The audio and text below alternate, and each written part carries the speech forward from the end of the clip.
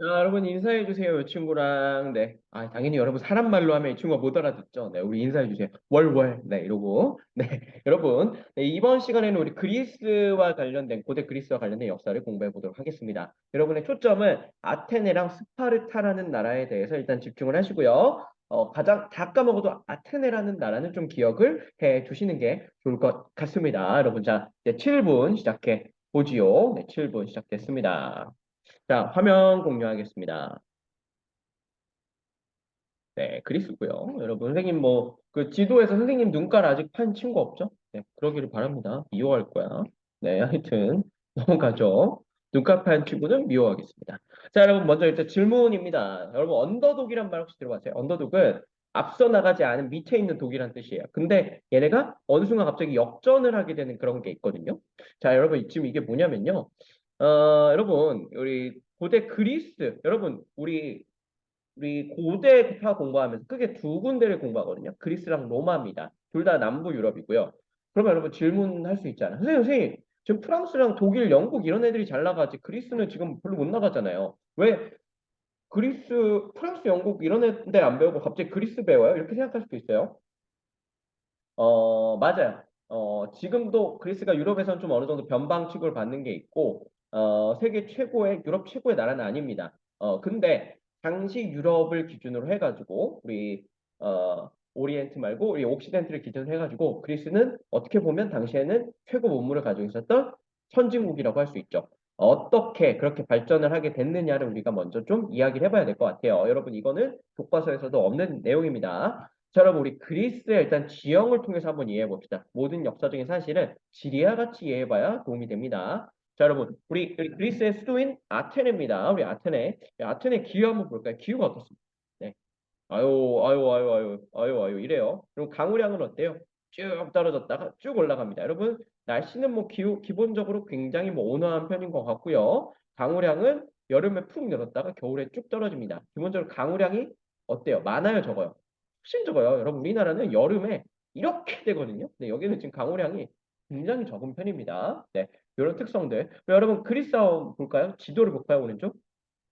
그리고 요거는 산이나 산맥들을 표시한 거거든요. 그럼 그리스 어때요? 그리스는 이렇게 바다로 둘러싸여 있고 산이나 산맥으로 있고 국가들이 이렇게 떨어져 있을 수밖에 없는 구조를 가지고 있습니다. 자, 여기서 한번 시작해 볼게요. 그리스가 어떻게 컸는지.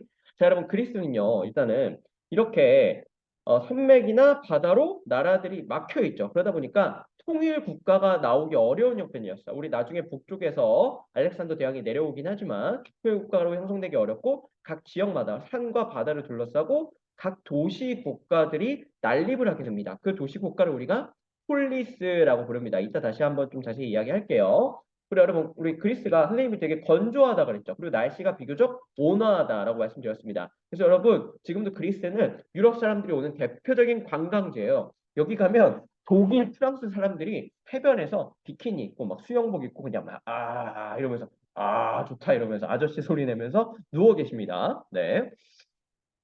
그래서 여러분 이 건조 기후에서 많이 나오는 게 바로 여러분 잘 아는 포도, 올리브, 네, 그런 거죠. 요거 뭔가요? 네, 올리브입니다. 선생님 올리브 진짜 좋아하거든요. 여러분 이거 되게 항산화에도 좋고 선생님이 이 피부의 비결. 네, 여러분 어이없죠? 피부가 완전 망했죠? 네, 하여튼 네, 올리브가 이제 피부에도 좋다, 피부 미용에도 좋다. 그래서 우리 지중해 식단의 대표적인 것으로 이 아이가 나옵니다. 그래서 올리브 같은 거에 등장했고 근데 여러분 헤로도토스라는 우리 그리스의 인물이 이런 이야기를 했대요. 그리스 사람들에게 빈곤이란 태어날 때부터 함께하는 동반자와 같은 것이다.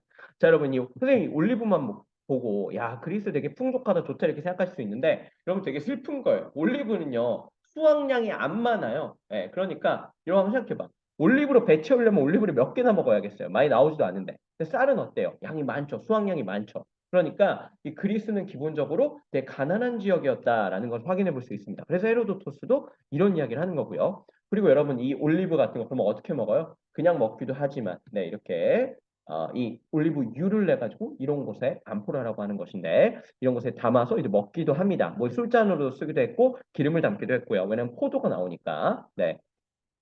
또 심심하니까 여기다가 이렇게 그림도 그렸죠? 흑도죠, 흑도. 이거는 여러분 뭘 나타내는 건가요? 켄타우로스죠. 네. 뭐 일단 어쨌든 그리스는 이런 상황에서 폴리스로 나눠져 있었고 날씨가 이랬기 때문에 이런 것들이 나왔고 되게 빈곤한 상황이었다. 그래서 언더독이다. 그렇지만 이제 그리스는 세계의 중심이 될 가능성을 가지고 있었다라는 겁니다. 자, 그럼 우리 그리스에 대해서 여러분이 알고 있는 것만 좀 간략하게 좀 이해를 해보죠. 바로 이런 신화의 세계로 여러분들이 분명 좀 이해를 하고 있는 것 같고 그리스에 대해서 예, 신화의 세계 여러분 봤죠? 그다음에 여러분이 뭐예요? 산토리니. 네, 여러분 나중에 신혼여행지로 굉장히 유명한 곳이고 우리 감천문화마을도 이걸 뭐 데려왔다, 가져왔다 뭐 이런 이야기가 있고요. 파르테논 신전입니다. 아테네에 있는 아테네를 대표하는 건물이죠.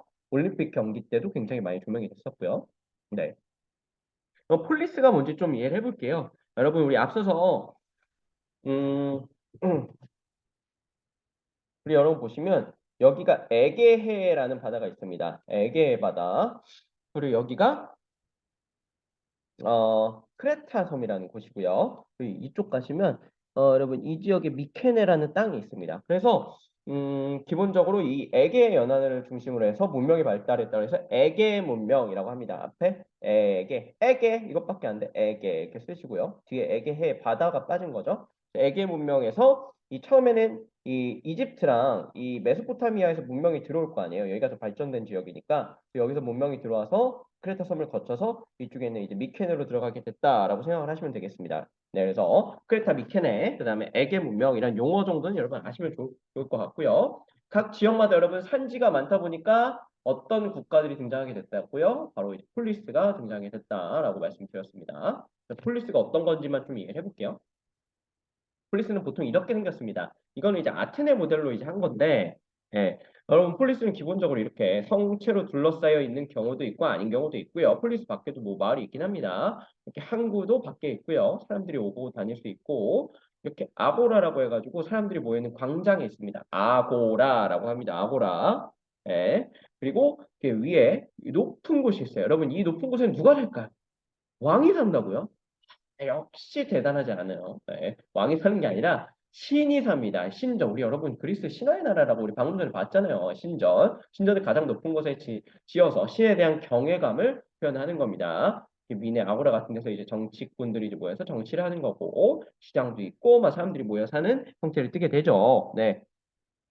여러분 이 폴리스는 각각 많은 폴리스들이 있어요. 뭐 스파르타니, 아테네니, 테베니, 미케네니, 뭐 크레타니, 뭐 이런 여러 가지 델로스니 뭐 이런 것들이 있는데 이런 폴리스 사는 사람들은 대체로 언어가 같았대요. 그래서 서로 말이 통했고요. 이 말이 통하다 보니까 같은 게임도 했죠. 그래서 올림픽 경기가 고대에 이때 처음 있었고요. 나중에 이 올림픽 경기는 사라졌다가 그리스가 멸망하면서 사라졌다가 나중에 19세기에 프랑스의 이제 쿠베르탱이라는 사람이 부활시키게 됩니다. 네, 그래서 폴리스가 이런 정도의 구조를 가지고 있었다. 좀 이해를 해보시기 바랍니다. 요거 아까 선생님이 설명했던 아크로폴리스, 요거 아고라 정도 여러분이 기억을 하시면 되겠습니다.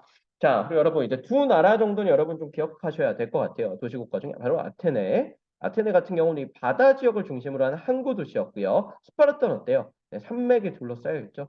산맥을 중심으로 해서 네, 굉장히 산이 있다 보니까 사람들이 여기 고구려랑 비슷하거든요. 이게 뭐냐면 여러분 산 근처에 살면요 먹을 게 많아요, 없어요? 없어요. 예. 그럼 주로 뭐 해야 돼요?